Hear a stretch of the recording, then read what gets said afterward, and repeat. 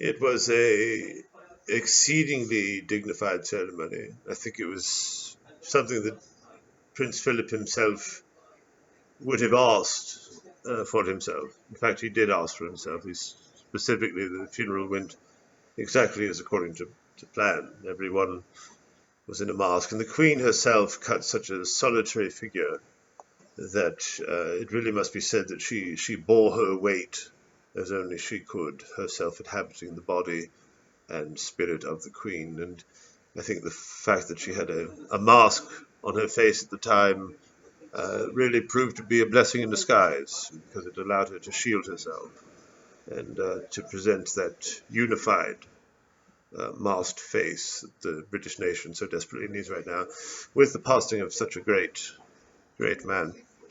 Lord Chuckington was someone who's very, very familiar with Prince Philip, knew him exceedingly well, and can testify as to behind the scenes what a generous figure he truly was.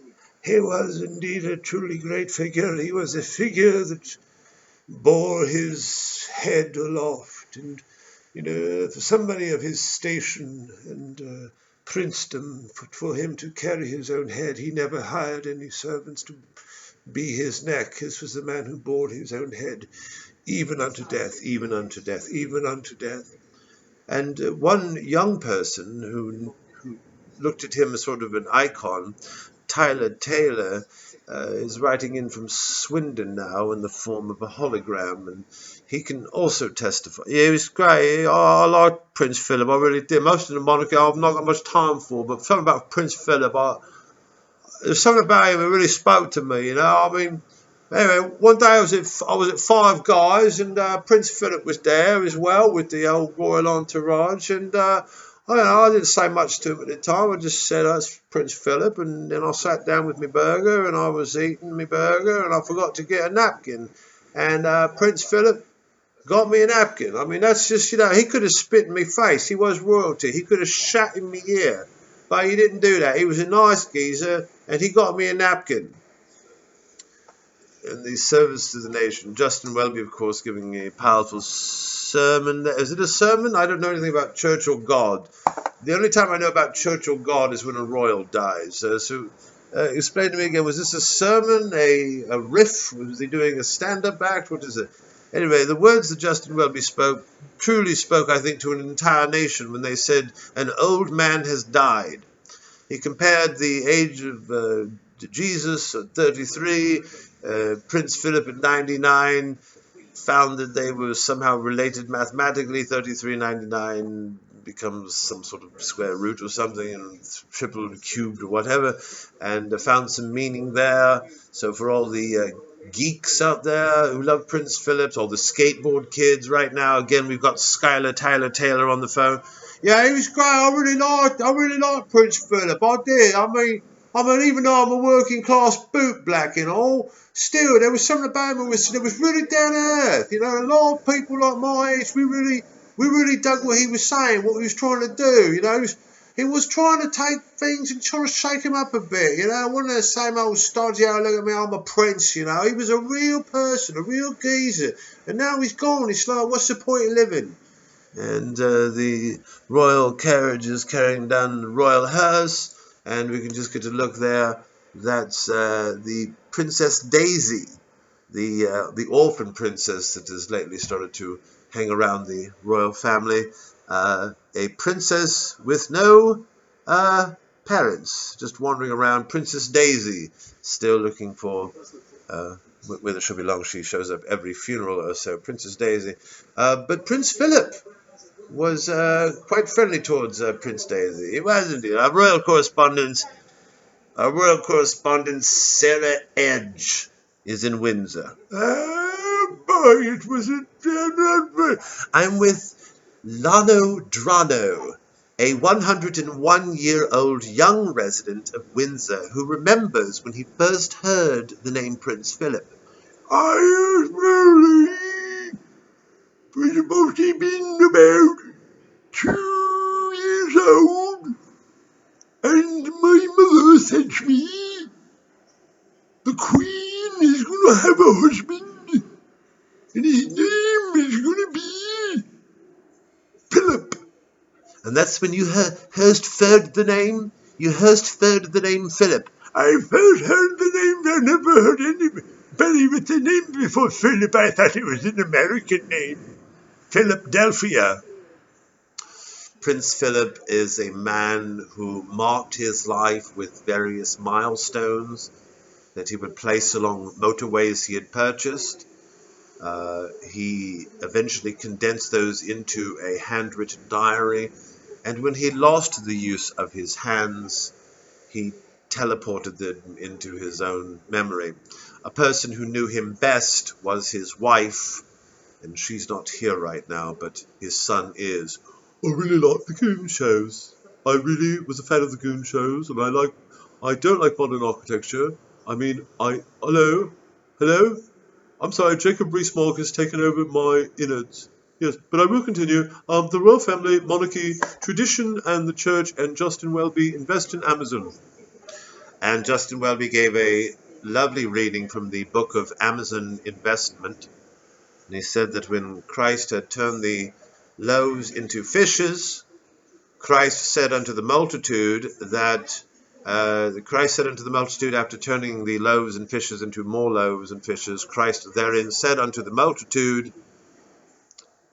this is why we prefer to meet in the boardroom with companies like fish and loaves, because we feel it's more effective to try to affect change from within than from without. So we're actually doing a holy thing here. Get it? By investing in Amazon, it's actually holy. Get it? I mean, sure, we make a bit of a profit now and then, but really, there's something holy about that, isn't it? I mean, look at my sparkling robe, huh? Canterbury, Archbishop of Canterbury, holy. Prince Philip, 99 years young. Even into life as he was, so into death, so death marks his life by ending his life and his deeds throughout his life. Born in Corfu, Nazi Hitler Youth Nazi, regarded as a god in some areas of Africa, now dead in casket ground, George's Chapel, Windsor. Castle, Windsor, Queen alone, strength by her side, her pillar of strength, lost, a rock now between the ocean. Can the Queen? Yes, she will. She'll bore herself up, lift above the wave, and float on as queens oft are wont. Oft are want oft, Prince George's Chapel, Royal George, Princess Duke, Windsor Duke, gun salute.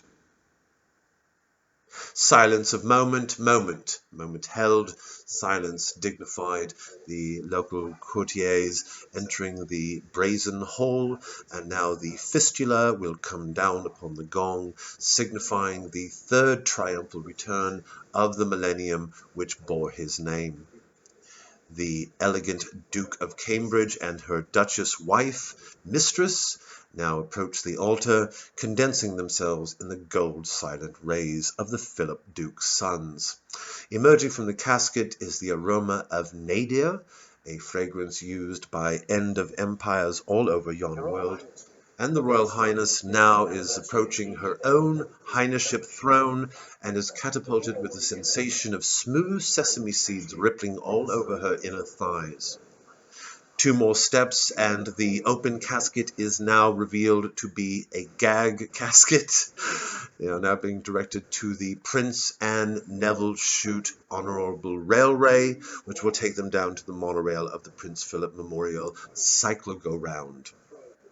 Some well-wishers there, spitting pennies out of their mouth into the eyes of unlucky bystanders.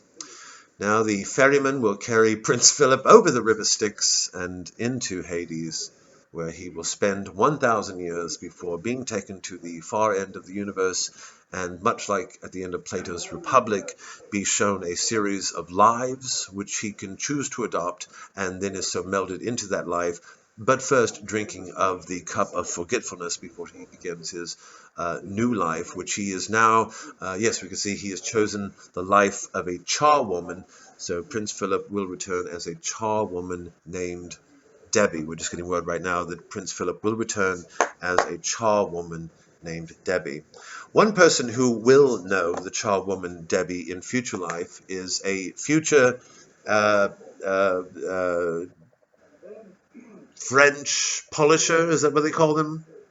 I don't have any furniture that needs French polishing, but I understand you are French. That doesn't mean you're French, you're just a French polisher, but you will come to know charwoman Debbie in a future life when you become a charwoman yourself. Tell us, what will charwoman Debbie, will some of Prince Philip still shine through in charwoman Debbie? I believe very, very strongly in a number of things. This is only one of them. So take this with a big grain of salt. Take a grain of salt and make yourself as big as the biggest giant known to nobody. And then increase the size of that grain of salt in proportion to that giant. That is the size of the grain of salt you will need to take when it comes to listening to what I have to say now regarding one of many, many beliefs that I believe. I believe that I will be reincarnated from a French polisher, as I now am, named Tim, and I will be reincarnated to a charwoman named Lisa, 200 years ago, in the Dickens times. And I will meet a charwoman, a fellow charwoman in our charwomen societies named Debbie. And I will get to know Debbie over the course of a few months. We will exchange charwoman tips. You will catch us at the news agents reading Charwoman Weekly. And one day, she might, mention something about having been a prince in a former life, but a life that, is in the future. And I might not believe her at first. I might, I don't know. But, once I do finally get to, believe her, I would say she was a really good person. Just like she was in her former life as Prince Philip, the Duke of Edinburgh. And he bears the name, the Duke of Edinburgh. That's not his real name. But we spoke to some Scottish people, and here's what they had to say. I didn't know he died. The Prince, the racist, the Hitler Youth, he died. I didn't know. I know they're fucking building some fucking ugly buildings across the street. First day of fucking lockdown, they had to fucking tear down all the trees to build these fucking digital monstrosities. That's what I know. That and Edinburgh. The two are things I need. I didn't care if a fucking prince died. I know they got a paedophile prince. And they're starting to trot him out now.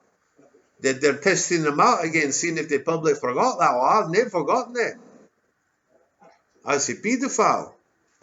So they're trying to use his dad's death to sort of trot him out and say, look, he's all reformed now. And they mention of the Epstein.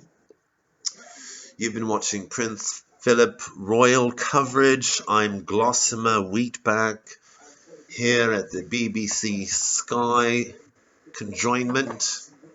A solemn day, a day of remembrance, a day like a day where someone's being put away into the ground.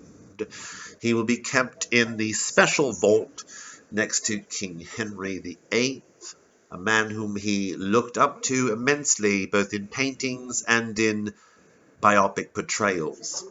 We know that Prince Philip was most especially fond of Charles Laughton's portrayal of the Randy King of the surname 8. He was a big fan of that. In fact, he used to do Charles Laughton impressions, according to his granddaughter-in-law, the one that used to work in a shop, Kate. According to Kate, Prince Philip was fond of doing his Charles Laughton impressions. And at the risk of losing my career as a BBC royal correspondent, I now would like to do my impression of the deceased Duke of Edinburgh, dead but not forgotten, remembered but not lost, forgotten but not tasted, the Duke of Edinburgh impression of Charles Laughton.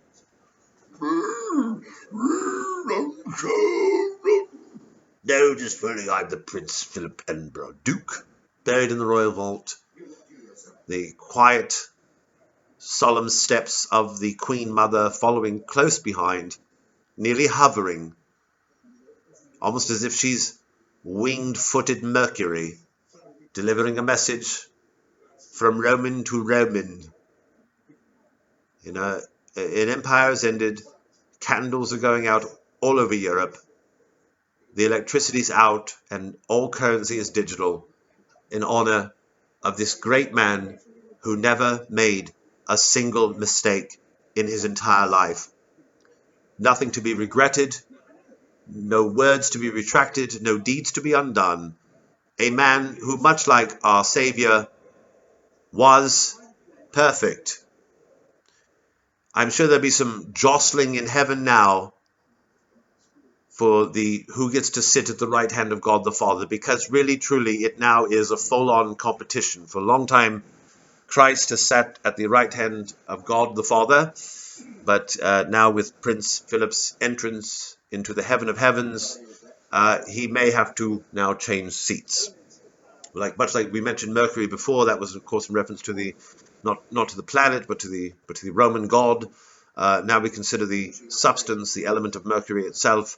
We know that when we place 2 drops of mercury of a similar substance very close together, they will naturally congeal into one another. And I predict, not being a theologian but a royal correspondent for the BBC, I predict that will be the case in heaven, should heaven exist.